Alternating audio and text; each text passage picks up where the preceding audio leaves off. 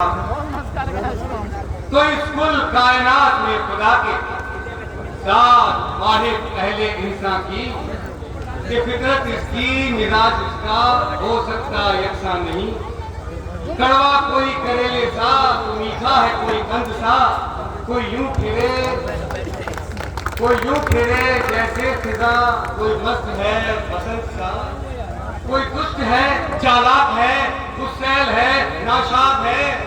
हर हाल में मशहूर कोई अल्लाह मियाँ का बैल है। कोई वुजू में मस्त है, कोई चार धाम की सैर में।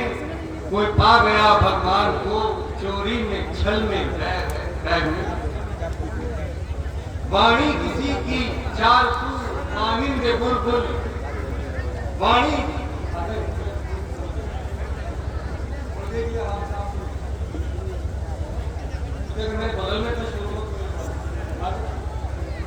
वाणी किसी की चार सू, मानिंद बुलबुल रश करे। चीखे किसी की इस गली, उस बाम पे मातम करे। इसके हजारों रंग है, इसके हजारों रूप है। इसका गजब किसका है यहाँ, इसकी कहानी खूब है। तो हाज़रीन, कहानी शुरू होती है सरजमीन राजस्थान के तपते बीहड़ सहरा से कि जहां कुदरत का जलाल हावी था। गर्म हवा के रुख के साथ सड़कते हुए रेत के टीले, जा बजा फैला हुआ रेगिस्तान। कुदरत का माया जाल न और दिखे न छोर। अरे कोई भटका प्यासा पानी की चाह में हाथ बढ़ाए, हाथ में गर्म सूखी रेत आ जाए और मरीचिका उसकी बेबसी पर मुस्काए। जा बजा फैले हुए कीकर और बबूल के झाड़ झंकार, मगर उसमें भी आवाज कुछ गांव। तो साहब, उन्हीं में से एक गांव की कुलदेवी के मंदिर के पुरोहित के यहाँ एक औलाद पैदा हो। अब साहब, लड़के की पैदाइश थी तो खूब मंगल गीत गाए गए, मनो लड्डू बांटे गए। गरीब गुरबों को भी भोज पकवान करने का मौका मिला। पंडिताइन की खुशी का तो कोई ठिकाना ही ना था। पर साहब, कुदरत की मार के आगे कौन टिक पावे है। अब ये पंडित का बेटा ऐसी फितरत, ऐसी फजलत का मालिक कि मानो किसी कैक्टस और कौवे का अजीबोगरीब मिश्रण हो। अब साहब, पूत के पैर तो पालने में दिख जाते हैं। अब कहने को तो यह बहुत बालक था, मगर उसकी नाफरमानी और बदतमीजियां उसके कद से ज्यादा जोर पकड़ रही थी। बददिमाग था, बेजुबान, बेशऊर, सीना जोर और हमेशा अपने जहन में उलझे और कुंठित ख्यालों को बना देने वाला।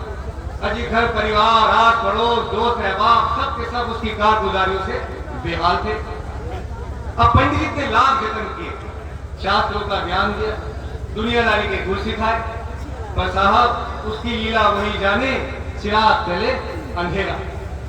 अब जब हालात बेकाबू होते नजर आए तो पुरोहित जी ने अपने बेटे को दूर दराज के एक गांव में, एक अदना से 30-32 घरों वाले एक गांव में पुरोहित के तौर पर भेज दिया। अजीज आस में कि वहां की कुलदेवी की असीम कृपा उस पर नाजिल होगी और वो सही राह पकड़ेगा। गृहस्थ आश्रम का वो अपना निर्वाह करे, इसलिए उसका गौना भी करवाया। पर साहब, कैक्टस को कितने ही गंगा पानी डाल लो, पर चमेली के फूल तो देगा नहीं। हम कब्बे को 1000 वेद हदीस का दर्ज दे दो, निकलेगी तो कर्कश मांगी ना। अब ये पुत्र पंडित सुबह सवेरे पाँव फटने से पहले स्नान करता, अपने पूरे जिस्म पर चंदन की लेप लगाता और अपनी उंगलियों पर तस्बीह पढ़ता हुआ देवी की ताजीम में सुबह से शाम तक मंत्रोच्चारण करता। तत्पस्ता था, दाढ़ी उसकी शानदार नाभि तक उगाई थी, तपस्वी की तरह जटाएं धारण करता। अरे देखने भागने से, वेशभूषा से तो पहुंचे हुआ संत नजर आता था। अब बात करें पंडिताई की साहब, एक सुघड़ सुशील, एक बड़े खानदान की एक शरीफ लड़की थी, मगर थी अपने माँ बाप की सातवीं बेटी। अच्छा इत्तेफाक से सब जिंदा भी रह गई थी। तो जब तक सातवीं लड़की के लगन का योग बने, लाचार मगर गरीब बाप ने हताशा में अपने हाथ खड़े कर दिए और हबड़ धबड़ में उस उज्जवल पुत्र के साथ अपनी बेटी का कन्यादान कर स्वर्ग में अपना स्थान सुरक्षित कर लिया था। अब इधर तो बाप की जन्नत तय हुई, और इधर बेटी ने दोजख में अपना कदम रखा। अब उस पंडित सर फिर पंडित की किस्मत भी देखिए कि बीवी मिली भी तो सब्र उदारता की मूरत। पंडित जब सरकता नीला पीला होकर उसके ऊपर हाथ उठा देता, जैसे रोजमर्रा की जिंदगी का करना सा काम हो। पंडिताइन अपनी मान मर्यादा से समझौता करने को तैयार न थी। अपने शौहर के फटकार से सूखे पत्ते की तरह लरसती, पर रफ्ता रफ्ता उसे इस बात का एहसास हो गया था कि जिंदगी के दुश्वार सफर में ये भी एक कड़वी सच्चाई है कि जो उसे ताउम्र निभानी पड़ेगी। अब हाज़रीन, अब ये बगला भगत पंडित रोज एक नई मछली की तलाश में रहता, हमेशा 56 भोग लगवाने के फेर में रहता और कुलदेवी के शराब का खौफ दिखाकर गांव वालों को लूटने की कोशिश करता, और जब कुछ बस न चलता तो उनके ऊपर आग बबूला होता। फितरत से दुष्ट था, सच्चे ब्राह्मण वाला विकार कहां से लेके आता। तो कहते हैं ना कि राम चरो के बैठकर सबका मुजरा ले, जैसी जिसकी चाकरी उसे तैसा इसे फल दे। तो सुबह से शाम तक का चढ़ावा 2 वक्त का और भी मुहैया न करा पाता था, और फिर इसीलिए अकेले में बैठकर हमेशा सोचता था कि मैं रोज इसके सामने देसी घी के चढ़ाव रोशन करता, नारियल फोड़ता, दूध मेले का भोग लगाता हूँ, फिर भी मेरी सुध नहीं लेती, फिर भी इसका दिल नहीं पसीजता। पर साहब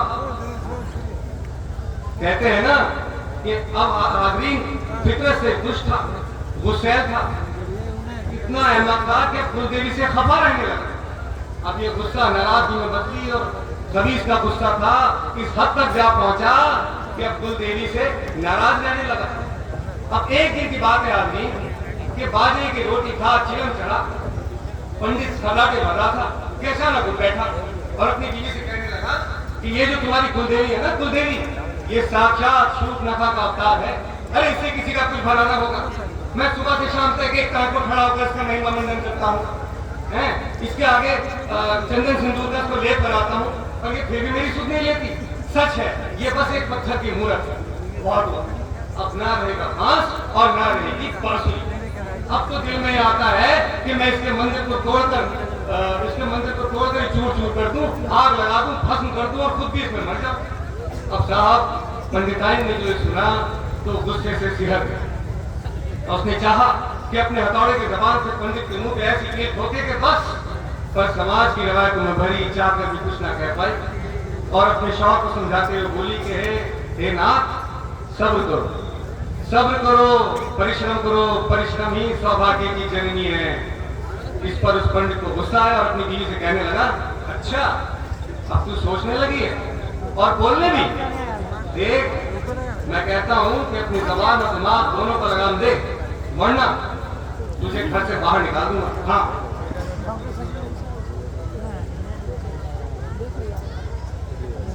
हाज़रीन इधर कुलदेवी का हाथ सुनिए कि जब उसे मालूम हुआ कि पंडित इतना पागल हो चुका है, इतना सिर फिरा हो चुका है, तो उसने कहा, उसने दिल में सोचा कि अब तो उसको सबक सिखाना पड़ेगा।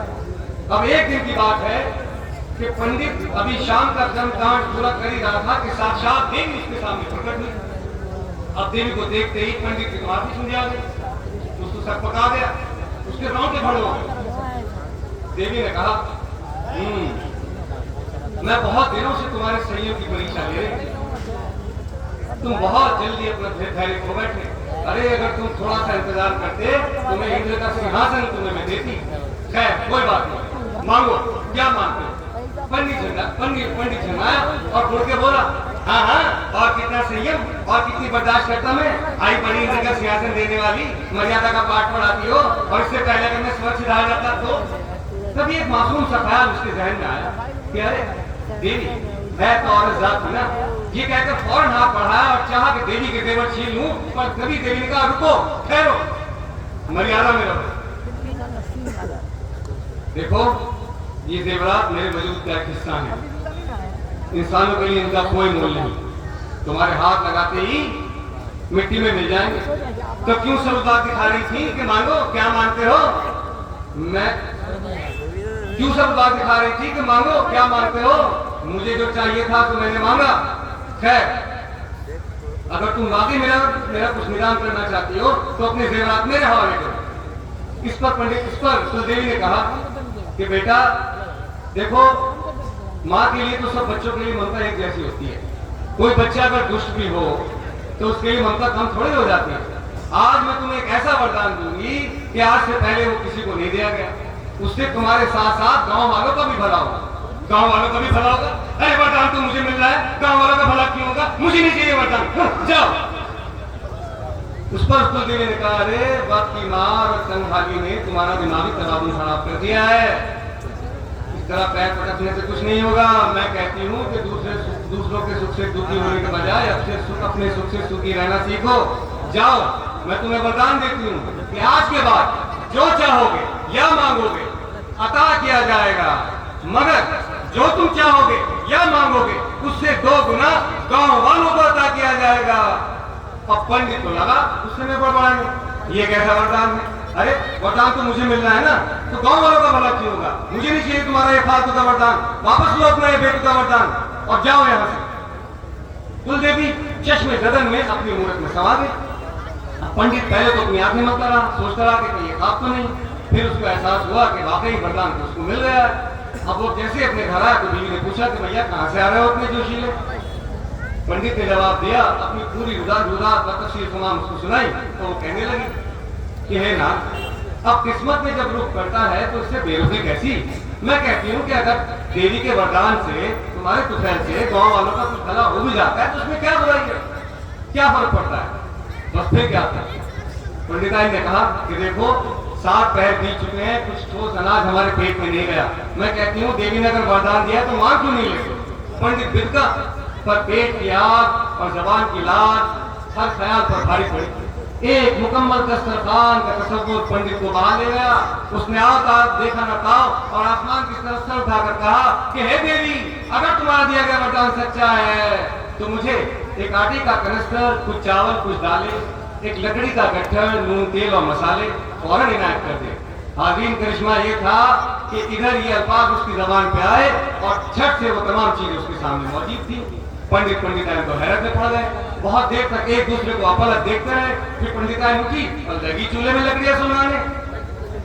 बावर्ची खाने से उठते धुएं और खुशबू से पंडित की कठोर मुद्रा में तनिक लचक है। मुद्दत बाद भरपेट भोजन नसीब हुआ था, मगर यह ख्याल कि बाकी गांव वाले उससे दुगना सुख भोग रहे थे, उसके सकून की धज्जियां उड़ाता हुआ उसके माथे की शक्ल में तब्दील हो चुका था, उसकी आंखों का रंग सुर्ख और जिस्म लर्जिश में आ चुका था। उसने आओ देखा न था और अपनी बीवी से कहा कि जरा गांव में देख के तो आ, क्या वाकई इन गांव वालों के दिन फिर आए हैं और मुझसे भी ज्यादा। पंडिताइन गांव गई और क्या देखती है कि जैसा देवी ने वरदान दिया था वो 100% करामत नजर आया। गांव में तो एक अजीब खुशी का माहौल था, कोई पागलों की तरह हंसता था, कोई खुशी के उन्माद में अपने बाल नोचता था, कोई दामन उठा के नशमो निगाहों से आसमान की तरफ देखता था। और वापस आके जब उसने अपने शौहर को सारी उदास सुनाई तो पंडित तो गुस्से से पागल हो गया। फिर उसकी बीवी ने कहा कि देखो तुम इन सब बेकार के जुर्म में मत पड़ो, कुछ बड़ा मांगो ना अपनी देवी से। ये छोटी मोटी तुच्छ अदना चीजें मांगने से क्या फायदा? छोटी तुच्छ अदना, ये अल्फाज सुनते ही पंडित की स्याह फितरत ने फौरन उबाल मारा। उसने दिली दिल में सोचा कि कहीं ऐसा तो नहीं कि कुलदेवी मुझे छोटे मोटे वरदान देकर मुझे बेवकूफ बना रही है। अरे डरती तो है मेरे रौद्र रूप से, क्यों ना मैं इससे वरदान में कोई ऐसी नायाब चीज मांग लूं कि जिसको अता करना इसके बस में ही ना हो। अब उसने बचपन में एक स्वर्ण महल का जिक्र सुना था अपनी दादी से कि जिसकी दीवारें सोने की हैं, जिसके पर्दे कमखार के हैं, जिसके आंगन में मछलियां तैरती हैं, फलदार दरख्त हैं और आपका फूलों की खुशबू वहां महकती है। बस उसने फैसला कर लिया कि यही मांगता हूं उस देवी से। सारा का सारा सियानापन धड़ा का धड़ा रह जाएगा और आएगी वापस अपने ढकोसले वाला वरदान मुझसे वापस लेके जाएगी। और रहा नए वरदान का सवाल, साहब बताओ तो मैंने खरीद लिया है, जब भी मुझे इसको बुलाना होगा आरती के सामान के साथ लेता हूँ। बस फिर क्या था, उसने फौरन पलंग से उठा, अपनी कश्म उसने खींची और फर्राई आवाज में चिल्लाया कि हे देवी, अगर तुम अपने वरदान का मान रखना चाहती हो तो मुझे एक सोने का महल अदा करो कि जहाँ मेरे ऐशो इशरत और आराइश और आसाइश का सारा सामान मुहैया हो। पंडित वाकई अकलमंद था कि जो देवी से साक्षात मुलाकात के बावजूद उसकी महिमा, उसकी फजीलत को भाप ना पाया था। अभी ये अल्फाज उसकी जबान से निकले ही थे कि उसकी आंखों के सामने एक स्वर्ण महल खड़ा हो गया। गोबर से लिपी पुती दीवारें अब एक सुनहरी छटा भी घेर रही थी, टूटी फूटी खाट अब एक सोने की मसारी में तब्दील हो चुकी थी, चिलम उसकी की सोने की हो गई थी जिसमें नीलम पन्ने हो गए थे। पंडित और पंडिताइन की खुशी का तो कोई ठिकाना ही न था। दोनों झूठे पंडिताइन ने 16 श्रृंगार किए, सोलह श्रृंगार किए, बार बार अपने आप को आईने में निहारा और पंडित अपने सोने की मसहरी पर फैल कर लेटा और लगा अपनी नौक लगी चिलम से कश खींचने। खैर सुबह हुई, पंडित अपनी सोने की मसहरी से सोकर उठा और लपक कर अपने सोने की महल की सीढ़ियों से नीचे आया और बाहर आकर जो उसने नजारा देखा वो उसके लिए किसी कयामत के नजारे से कम ना था। रातों रात उस गांव में इतने स्वर्ण महल उगाए थे, इतने स्वर्ण महल उगाए थे कि साक्षात इंद्र की नगरी भी उसके सामने फीकी पड़ जाए। हर सू हर तरफ उन सोने के महलों से ऐसे आवा फूट रही थी कि मानो हजारों के सूरज अपनी अपनी अपनी कहकशा छोड़कर उस गांव में आबाद हो गए हो। हाज़रीन, पंडित के कलेजे में ईर्ष्या और प्रतिशोध की ज्वाला इतनी शिद्दत से धड़क रही थी कि अगर साक्षात सूरज भी उसकी जद में आ जाए तो सूख कर खाक हो जाए। उसकी चिलम के नक्श गहरे हो चले थे, देह काली पड़ गई थी, आंखों में अंगारे उतर आए थे, पूरा जिस्म लर्जिश में था। उसने आओ देखा बताओ और आसमान की तरफ सर उठाकर पुकारा कि सुख ये पर आया अब सहा नहीं जाए, मैं नित सिसकूं हंसे पर आए। हे देवी वरदान दे मुझको, फूटे आंख मेरी काने की जाए और दर पर मेरे स्वर्ण महल के अंधा गहरा